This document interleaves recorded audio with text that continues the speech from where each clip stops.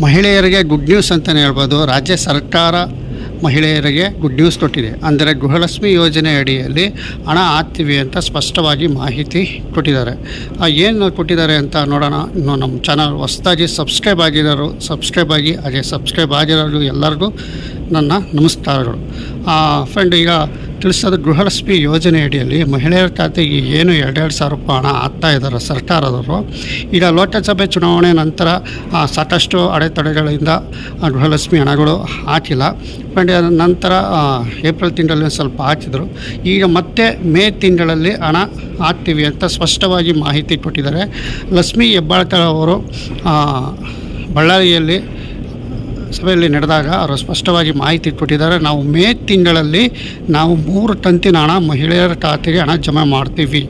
ಅಂದರೆ ಗೃಹಲಕ್ಷ್ಮಿ ಯೋಜನೆಯಲ್ಲಿ 3 ತಿಂಗಳು ಹಣ ನಾವು ಅವರ ಖಾತೆಗೆ ಹಣ ಬಿಡುಗಡೆ ಮಾಡ್ತೀವಿ ಅಂತ ತಿಳಿಸ್ತಾ ಇದ್ದಾರೆ. 18, 19, 20 ಕಂತಿನ ಹಣ ನಾವು ಎಲ್ಲ ಮಹಿಳೆಯರ ಖಾತೆಗೆ ಹಣ ಬಿಡುಗಡೆ ಮಾಡ್ತೀವಿ ಅಂತ ತಿಳಿಸಿದ್ದಾರೆ. 3 ತಿಂಗಳಲ್ಲಿ ಒಟ್ಟಿಗೆ ಹಣ ಅಂದರೆ ಒಂದೇ ಸರಿ 6,000 ಹಾಕ್ತಾರೆ. 2,000 ಮತ್ತು ಇನ್ನೊಂದು ಸ್ವಲ್ಪ ದಿನ ಬಿಟ್ಟು 2,000 ಮತ್ತು ಇನ್ನೊಂದು ದಿವಸ ಬಿಟ್ಟು 2,000, ಇಷ್ಟು 3 ಕಂತುವಾಗಿ ನಿಮಗೆ ಹಣ ಹಾಕ್ತೀವಿ. ಟೋಟಲಾಗಿ 6,000 ರೂಪಾಯಿ ಹಣ ನಿಮ್ಮ ಖಾತೆಗೆ ಹಣ ಜಮೆ ಮಾಡ್ತೀವಿ ಅಂತ ಸ್ಪಷ್ಟವಾಗಿ ತಿಳಿಸಿದ್ದಾರೆ. ಇಲ್ಲಿ 3 ಕಂತಿನ ಹಣಕ್ಕೆ ಅನುಮೋದನೆ ಸಿಕ್ಕಿದೆಯಂತೆ ಸರ್ಕಾರದಿಂದ.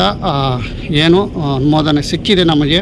ಹಾಗಾಗಿ ನಾವು 3 ತಿಂಗಳ ಹಣ ಇನ್ನು ಸ್ವಲ್ಪ ದಿನದಲ್ಲಿ ಮೇ ತಿಂಗಳು ಇನ್ನೊಂದು ವಾರದೊಳಗೆ ನಾವು ಸದ್ಯಕ್ಕೆ ಹಾಕ್ತೀವಿ ಅಂತ ಇಲ್ಲಿ ಸ್ಪಷ್ಟವಾಗಿ ಹೇಳಿದ್ದಾರೆ. ಫ್ರೆಂಡ್, ಯಾವುದೇ ಥರ ಇಲ್ಲಿ ದಿನಾಂಕ ಅವರು ತಿಳಿಸಿಲ್ಲ. ಒಟ್ಟಿನಲ್ಲಿ ಮೇ ತಿಂಗಳಲ್ಲಿ ನಾವು ಸ್ಪಷ್ಟವಾಗಿ ಹಾಕ್ತೀವಿ ಅಂತ ಲಕ್ಷ್ಮೀ ಹೆಬ್ಬಾಳ್ಕರ್ ಅವರು ತಿಳಿಸಿದ್ದಾರೆ.